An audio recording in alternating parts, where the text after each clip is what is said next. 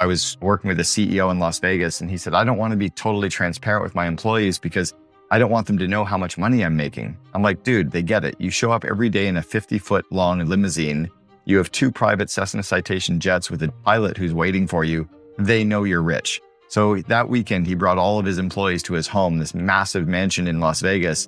And they already knew he was rich, but they were excited to be brought inside of his life for the first time. And he realized that he could be totally transparent as well.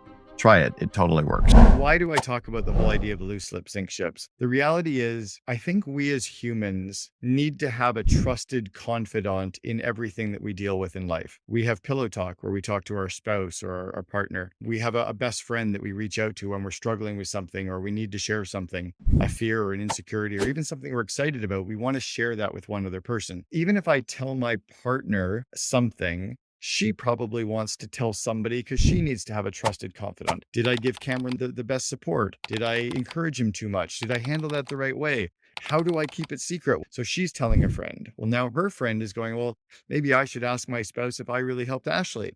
So the reality is no one intends to share secrets, but stuff gets out. If you need it to be confidential, shut up, don't share it, because loose lips sink ships. People need to stop giving advice.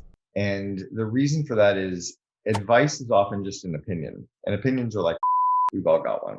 The reality is what people are going to learn from more than advice, more than your opinion, is the experience that you went through. So what we need to do more is share our experience at what we went through and let the person we're trying to help take from that experience and distill it in their own way. They'll be more receptive to it. They'll learn from it in a slightly different way, and they can take 4 or 5 different people's experience and weave them together to come up with their own solution for the problem. But by telling someone what you think they should do or what they should do, your opinion is very narrow and it's not necessarily completely tied to the rest of their situation. So by sharing your experience, and in the Entrepreneurs Organization, EO, or in YPO, they call it the Gestalt Protocol. They actually teach us as entrepreneurs to only share experience, not opinion. So we have to communicate our messages relentlessly to our employees and our suppliers and our customers. And what I mean by that is we have to communicate over and over and over and over again so they truly get it, so that it sticks, so that it becomes a mantra. Jim Collins used to say that you have to communicate so often to your employees that they start making fun of you. And only when they start making fun of you have your ideas started to stick.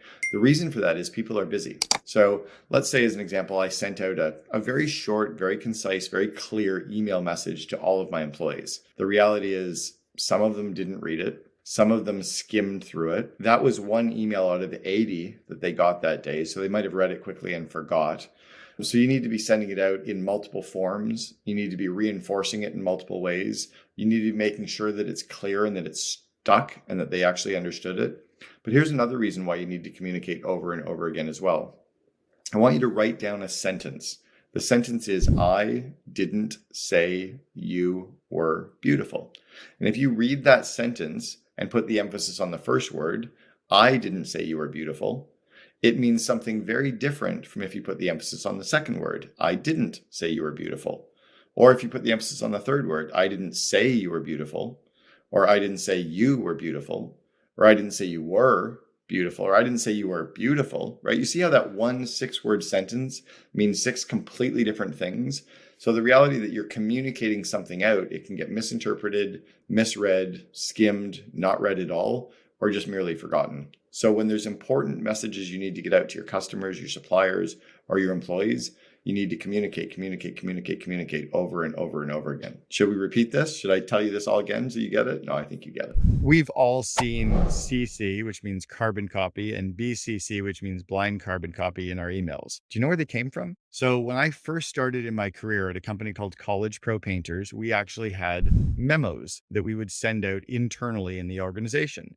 And I would write a memo, let's say to Matt, but I also wanted Justin to see it. I wanted Editor to see it. I wanted Kelly to see it. So I would carbon copy them and they would get a copy of that memo. But if I was the executive sending that out and I was going to carbon copy 6 people, either I had to go to the front of the office and shove one in each of their mailboxes, or my assistant had to do it. Now imagine if I sent out 17 memos in a day and I carbon copied 82 people on each memo. My assistant was now spending all day long shoving pieces of paper into everybody's mailbox and getting no work done. So we were very selective on when we used carbon copy. What I've learned in the email world now is we're overusing carbon copy. The reality is, if you're putting someone's name in the CC, tell them in the start of the email why you're sending it to them and what they need to do, or don't send it to them at all. Because they don't need to be FYI'd on everything. They hired you to do a job. They trust that you're doing a job. They only want to know about something if they need to do something with it. The blind carbon copy actually is causing a mistrust or breaking trust. What's become popular now is I'm blind carbon copying you so that when people reply, all it saves your inbox. If you're not saying I BCC'd you, don't blind carbon copy someone, because then they're going to wonder who Cameron's talking about behind my back. I wonder when he sent that email to me last night, did he BCC Edita behind my back? It's destroying trust, and you're doing it to yourself. Years ago, when I was the second in command for 1-800-GOT-JUNK, I was the COO. I was going up the elevator with an employee. I didn't know who the employee was. I was pretty sure they worked in the call center, but we had a couple hundred employees at the time, and I wasn't even really sure.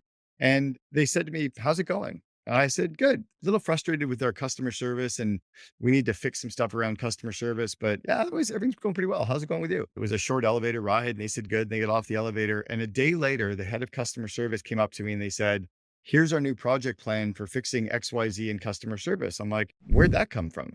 They said, "Oh, you were talking to an employee yesterday and you said we needed to fix something. So we jumped on it. We had meetings all night last night and we've pulled together a team." I'm like, "I was just thinking out loud." And he said, "Dude, you're the COO. You're not allowed to think out loud. If you think out loud, we actually jump." And I realized that titles carry a lot of weight and we need to be careful when we use them, because every action, whether it's good, whether it's bad, if it's praise, if it's a reprimand, if it's something we need to work on, it's kind of like a boulder being dropped into a pond. The bigger the title is, the more the ripples happen. And we need to be very cognizant of that internally when we're talking to our teams and when we're talking to our customers, and even when we're just thinking out loud in meetings. I've always been someone in business, sadly, who reacted versus responded to an issue.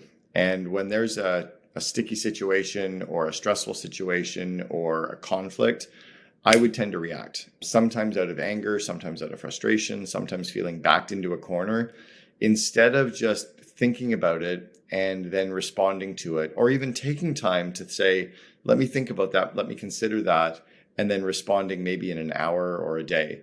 The reality is that any of those sticky situations that we're in, or any of the uncomfortable situations, or any of the conflict situations, it gives us an opportunity to pause and think, what if the person is right? Or what was my contribution that maybe made that happen in the wrong way? Or what's the system that's missing or broken that allowed that to happen? But instead of just responding and shutting the person down or reacting in a negative way, maybe just take pause and think, what if they're right? Or what could we improve? Or what's the missing system in there? Or what was my contribution to the problem that we can get better at? And then also to remember that it's a growth opportunity, right? Anytime something is going wrong or there's a problem, it's an opportunity to get better and an opportunity to grow. So just take the time to respond versus react. There's a whole idea around open book financials or transparency around your financials. And years ago, where I really learned this, I was running my first business. I was about 21 years old. I had 12 employees. And I was really frustrated because all of my employees thought I was rich. They all thought I was making too much money. The reality was I hadn't started making money yet. I was still paying off my investments, still buying all of my ladders, still paying off my vehicle.